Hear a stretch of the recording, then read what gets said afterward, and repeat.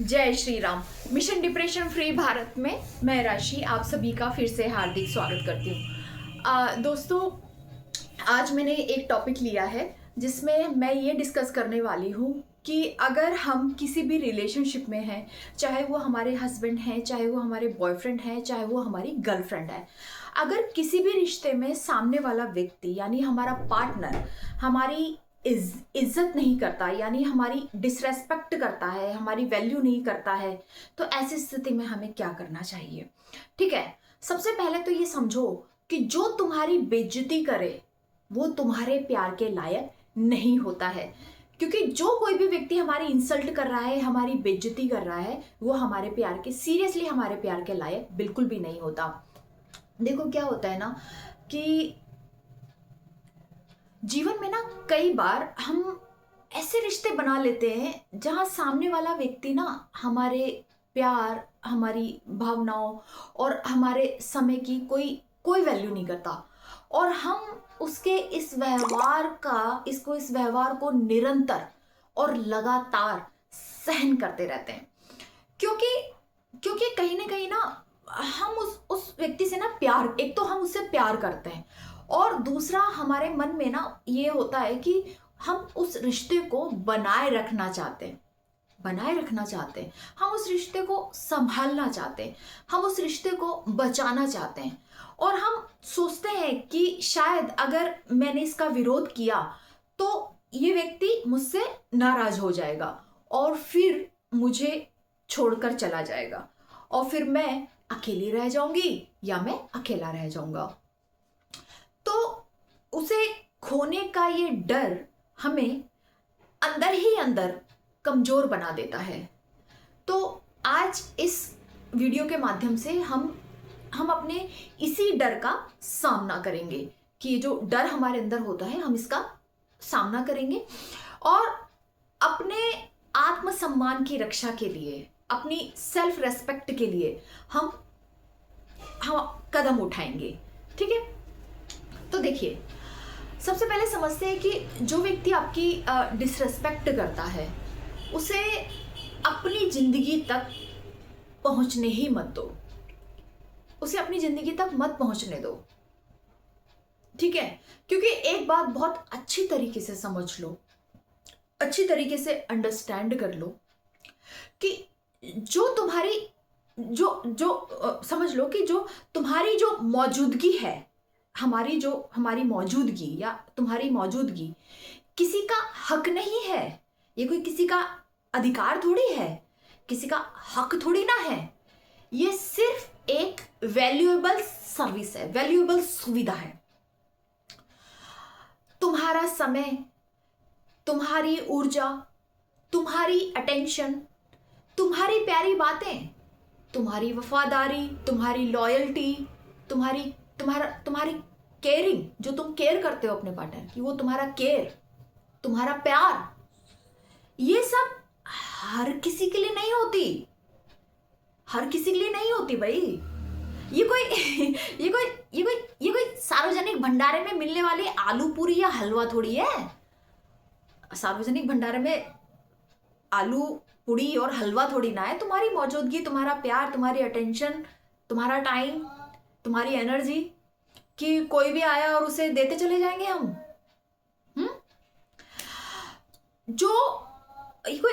ये कोई आलू पूरी हलवा थोड़ी है जो हर किसी इंसान को हम फ्री में दे देंगे, या हर किसी इंसान को फ्री में दे दिया जाए, और वो भी तब जब वो इंसान हमें या तुम्हें डोरमेट की तरह तुम्हारे ऊपर से होकर गुजर जाए। जैसे डोरमेट होता है ना, तो डोरमेट के ऊपर क्या करते हैं, लोग आते हैं, अपने पैर पूछते हैं और गुजर जाते हैं। तो अगर कोई व्यक्ति तुम्हारी भावनाओं को अपने पैरों तले कुचल कर तुम्हारे ऊपर से गुजर रहा है, तो फिर इसका मतलब क्या है कि वो तुम्हारे प्यार के लायक है ही नहीं। तो ये जो सारी चीजें हैं, तुम्हारा प्यार, तुम्हारी अटेंशन, तुम्हारी केयरिंग, तुम्हारी लॉयल्टी, तुम्हारी वफादारी, तुम्हारा समय, तुम्हारा प्यार, ये बहुत कीमती चीजें हैं, बहुत कीमती चीजें हैं।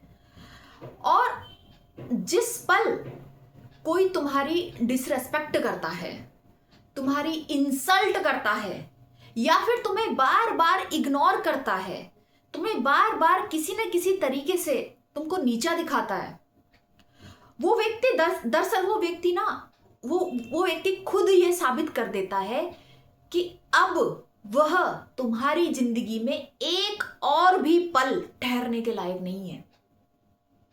वो खुद ही ये साबित कर देता है कि मैं I don't deserve your love, I don't deserve your care, I don't deserve your true love, I don't deserve you. मैं डिजर्व ही नहीं करता कि कोई मेरी केयर करे, मैं डिजर्व ही नहीं करती कि कोई मुझे प्यार करे। क्यों कर रहे हो तुम मुझे प्यार? वो खुद ही ये बता देता है, खुद ही साबित कर, उसको चाहिए ही नहीं। अब क्या होता है, यहीं पर ना जो ज्यादातर लोग होते हैं वो यहीं पे कमजोर पड़ जाते हैं, यहीं पे हार जाते हैं। वो क्या करते हैं, वो बेइज्जती सहते रहते हैं, उनका पार्टनर उनकी बेइज्जती करता रहता है, इंसल्ट करता रहता है, उनको इग्नोर करता रहता है, और वो ये सब उसका जो ये सब व्यवहार है वो सब चुपचाप सहते रहते हैं। क्यों सहते रहते हैं? क्योंकि उन्हें उस व्यक्ति को खोने का डर होता है, उन्हें अकेले रह जाने का डर होता है, उन्हें किसी को अपनी जिंदगी से बाहर निकालने की जो तकलीफ है उससे डर लगता है। एक तो वो अटैचमेंट में होते हैं, एक तो उन्हें अटैचमेंट होता है वो या दूसरे शब्दों में कहो कि एक तो उन्हें प्यार होता है उस व्यक्ति से, दूसरा उन्हें डर लगता है अकेले हो जाने से, या और बहुत सारी चीजें, और दूसरा उन्हें डर होता है कि अगर मैं इसको अपनी जिंदगी से बाहर कर दूंगा तो जो तकलीफ होगी उससे उसको वो फेस नहीं करना चाहते, उससे उन्हें डर लगता है। बट मैं एक बात बता दूं, लेकिन एक समझदार सोच हमें यह सिखाती है कि अगर प्यार, सम्मान और समय तीनों एक साथ नहीं मिल सकते तो ये कहो कि लव, टाइम और रेस्पेक्ट, अगर सामने वाला पार्टनर हमें लव, टाइम और रेस्पेक्ट नहीं दे सकता, ये तीनों एक साथ नहीं दे सकता, तो ऐसे लोगों के साथ रहने से बेहतर है अकेले रहना।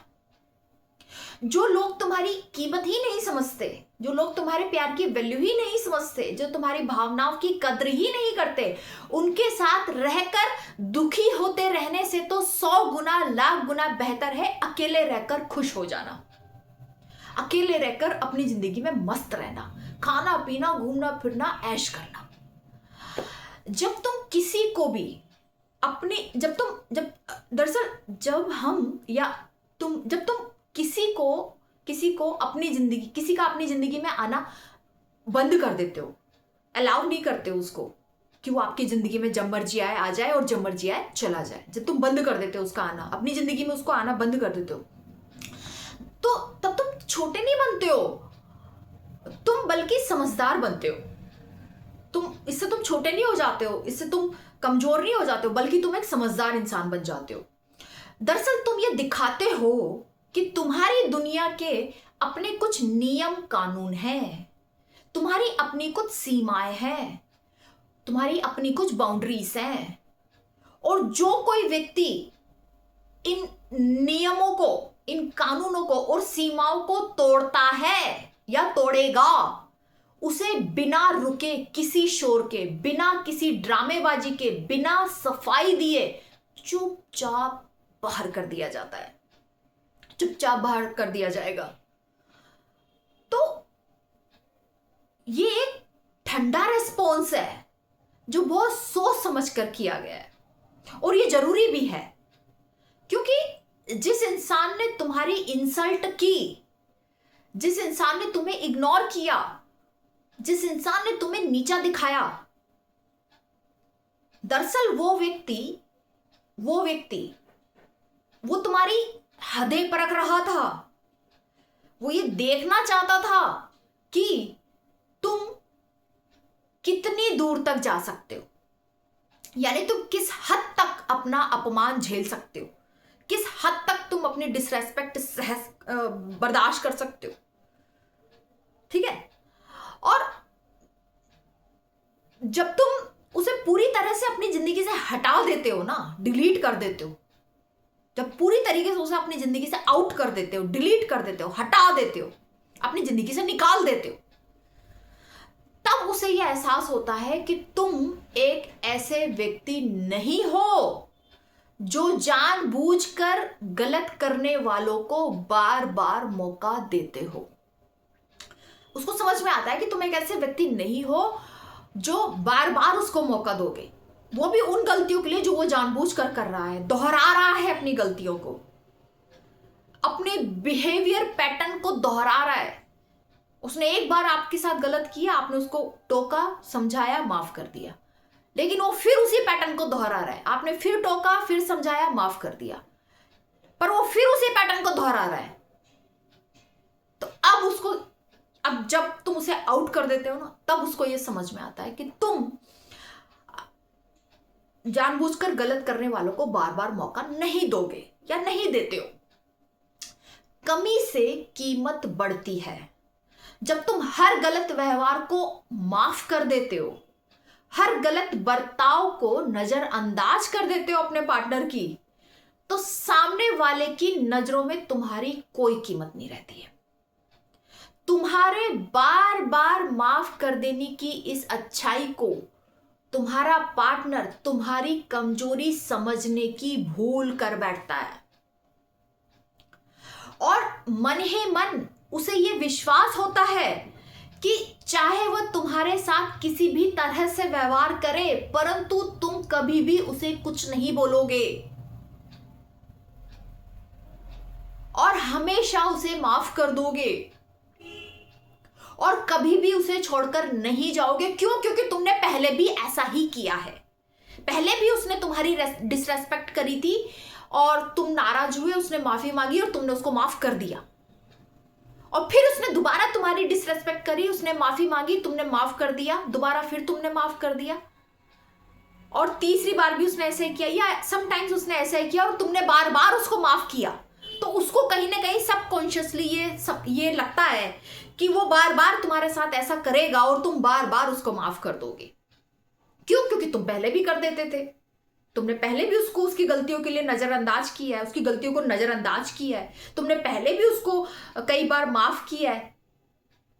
लेकिन जब तुम्हारा दायरा छोटा होता है, जब तुम्हारे पास हर कोई नहीं आ सकता, यानी तुम्हारे दरवाजे हर किसी के लिए खुले हुए नहीं है कि आजा भाई कोई भी आ जाए, नहीं, तुम्हारी अपनी बाउंड्रीज है, तुम्हारी अपनी बाउंड्रीज है, और बाउंड्रीज के बीच में एक गेट है। वहां वही आ सकता है जो साफ नीयत से आए। तुम केवल साफ नीयत से आने वाले लोगों को अंदर लेते हो अपनी जिंदगी में, बाकी के लिए दरवाजे बंद कर देते हो। तो जब तुम्हारे पास कोई भी नहीं आ सकता, जब लोगों को यह पता होता है कि उसकी दूसरी गलती या तीसरी गलती का मतलब है तुम्हारी जिंदगी से हमेशा के लिए बाहर, और तब वो तुम्हें फिर एक अलग ही तरीके से देखने लगता है, या देखने लगते हैं लोग। तब तुम्हारी मौजूदगी एक वैल्यू रखती है, तब वो बहुत कुछ कीमती खो सकते हैं। उनको पता होता है कि अगर हमने दूसरी गलती करी, तीसरी गलती करी, तो हम बहुत कीमती चीज खो सकते हैं। ना कोई ऐलान करो, ना कोई सफाई दो, बस चुपचाप उनकी जिंदगी से गायब हो जाओ, एक धुएं की तरह, एक धुएं की तरह। उनसे कोई बहस भी मत करो, कोई लड़ाई भी मत करो, कोई झगड़ा भी मत करो, कोई आर्ग्यूमेंट भी मत करो, क्योंकि तुमको समझ में आ गया है कि वो नहीं बदलेगा, वो नहीं बदलेगी, वो नहीं सुधरेगी, वो नहीं सुधरेगा। अब तुमको अच्छे से समझ में आ गया है, तो चुपचाप गायब हो जाओ, बस धुएं की तरह। उन्हें एक दिन खुद ये समझ आने दो कि उन्होंने क्या खो दिया।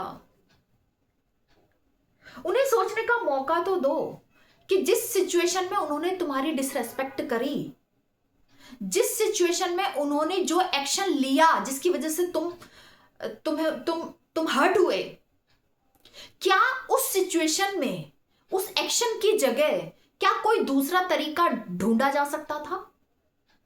क्या कोई दूसरा ऑप्शन था उस सिचुएशन को हैंडल करने का, जिसमें, लेकिन उन्होंने दूसरा ऑप्शन ढूंढा ही नहीं।